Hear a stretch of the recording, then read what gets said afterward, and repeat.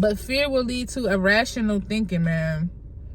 And then eventually you'll irrationally think and then make a poor decision because we're trying to figure out it so quick instead of think woosah and be like, okay, what can I do? Or let me read this again. Let me see what this is saying. And then think of ways to handle it. Rather than, oh my God, they said they go, like for me, for my example, oh my God, they said they gonna sue me. Let me go sue them first. But then I don't even have no case law to back up with what I'm saying, or have a real reason on what grounds can I sue them for, or I say the wrong thing or don't include the right thing. Like if I rush it, then I'm not going to be able to have all my ducks in a row, which will then mess me up. But I only did that because I was afraid. Like, you can't be afraid. You can't be afraid, y'all. And the Holy Spirit is to help us remain calm, focused, and grounded. Calm at all times. You got to be calm. Because this how the government be getting us too. Because even with like that fear mongering stuff that be on social media, like, we're going to get 14 inches of snow. And what do the people do? They go to the store, buy all the toilet paper, all the cans, all the milk, all the canned food, all the milk, all the eggs, all the hog mugs, all the pig feet, if you know where that reference is from.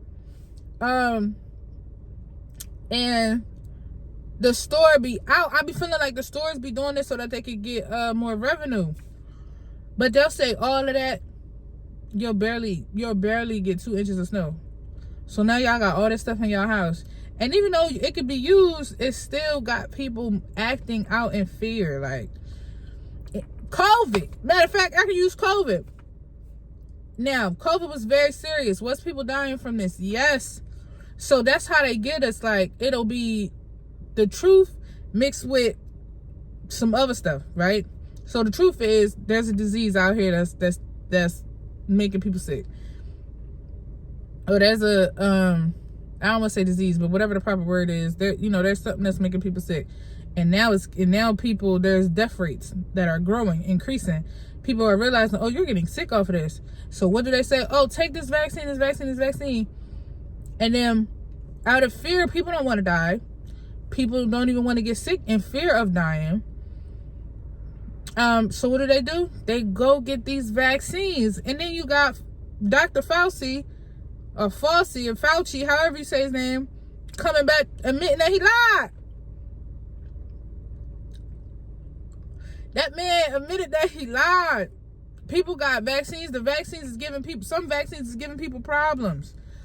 Like, but out of fear, they decided to act on getting the vaccine just in hopes that it would save them from dying. And you know, like my son say oofing instead of dying.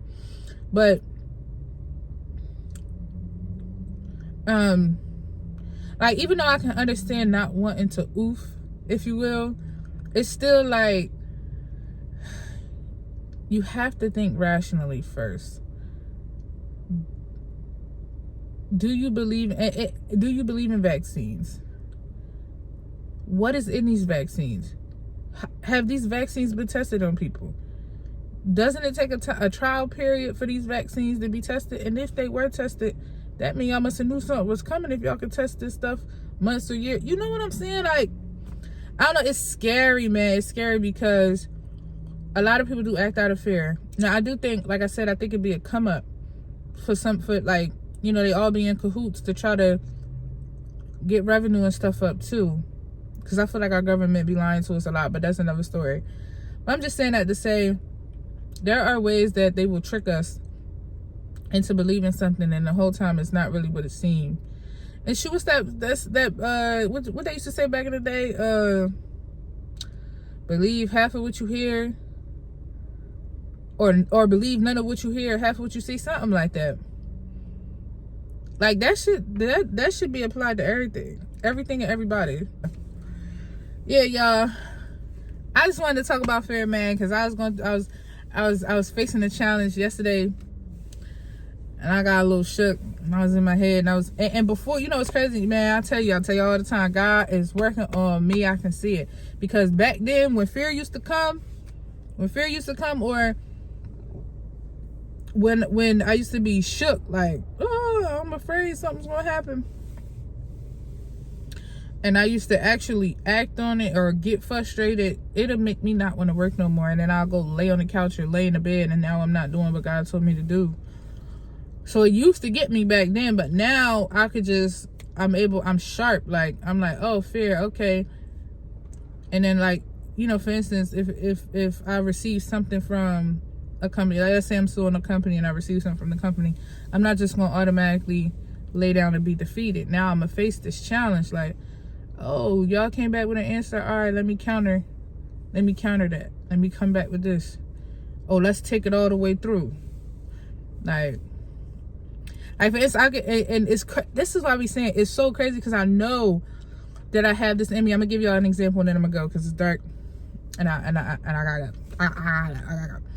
But I'm gonna give y'all an example how I know I don't really be shook. I just be making it up, right? I was driving one time. This was a couple years ago. I was driving one time.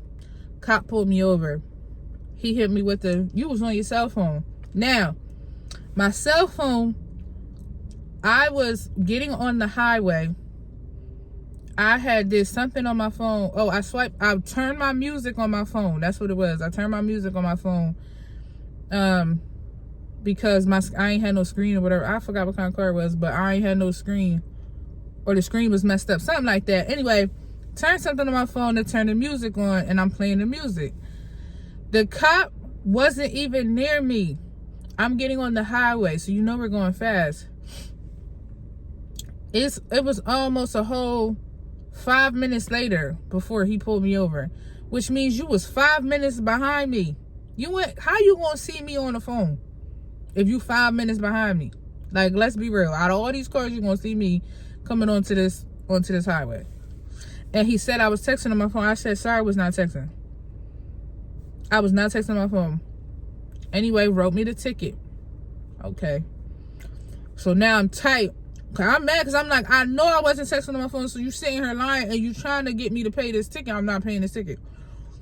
So I came across some information one time basically saying, like, you can go challenge most of the time the cops don't even show up or whatever the case may be. They was like, and they just be BSing or whatever, and they gotta prove that you did it. So it's like, if it's something that you can get yourself out of, like, you can't prove that I was texting, you ain't take no picture of me texting, you ain't recorded me or nothing, then you gotta prove that, and they not gonna take that type of stuff to trial. So I'm like, all right, boom. I'm like, now I ain't never did this ever in my life, right? But I had tickets before, and I just used to pay them because I was shook. I'm like, man, I ain't trying to have my license took. I ain't trying to, go to jail, because that's all the stuff that they scare you with. So what happened? I go to the court date. They push it back. Now, all right, you trying to play me? Cause I had to take off work. Do it again. Go to the court date. I go in there. They're like, oh, did you see the prosecutor? I'm like, nah, for what? Like, I just want to go in there. We're gonna talk about it. Like, you gotta go see the prosecutor, because they try to get you to make a deal prior to. Prosecutor like, oh yeah, texting this, that, and that. I'm like, I wasn't texting. He like, well, we could give you this, we can make it a lesser charge. I wasn't texting. He gonna have to prove that I was texting. Like, you can't prove it. So long story short, he like, you sure you don't want to take this? You could be facing that. I don't care if I was facing, and at that point, I didn't care if I was facing a year, 2 years, 20 years for texting. I knew they could not prove that. I knew they couldn't prove it. Now, I ain't gonna play with my life if it's something, you know what I'm saying, something I did or something that somebody else could prove, like a camera or something. But I knew he could not prove that, because he made that up. I wasn't even texting. I swiped my phone, and again, he was 5 minutes behind me. So, like, come on, bro. I know that's not what it is. Anyway, he tried to scare me into it. I'm like, nah, we going to trial. Okay. Just keep saying stuff, trying to make me feel like I don't know what I'm doing. I don't know what I'm talking about. And if I don't take his deal, they was being a butthole about it, but if I don't take his deal, you know what I'm saying, I'm gonna get more than what it was. Man, I go in that courtroom, or either I had another court date with something. Anyway, I go in that courtroom, that judge dismissed it. That cop never showed up. That's number one. And number two, I came in ready. Like, y'all gonna have to prove, somebody gonna have to prove that I was on the phone for you to be able to get me with a ticket.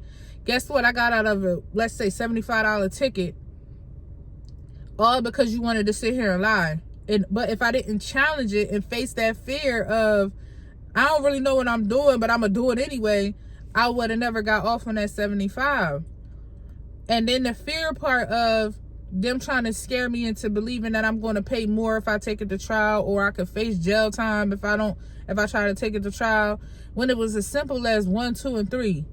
But at that time, I wasn't giving it to God. I wasn't trying to draw strength from God or the Holy Spirit. I was just doing whatever. But even though God's hand was on me then, because it still worked in my favor, y'all. So I'm saying it to say, I know for me, I got the confidence. I just have to apply it. And some days I do and some days I don't, but I got to do it all the time. Especially if God is going to give me an assignment. So I want to give that light to the next person. Like, be confident in what you're doing. Like, we got this. God is not going to bring us this far for us not to have it or to fail. We might be on a little bumpy road, but that's not failing.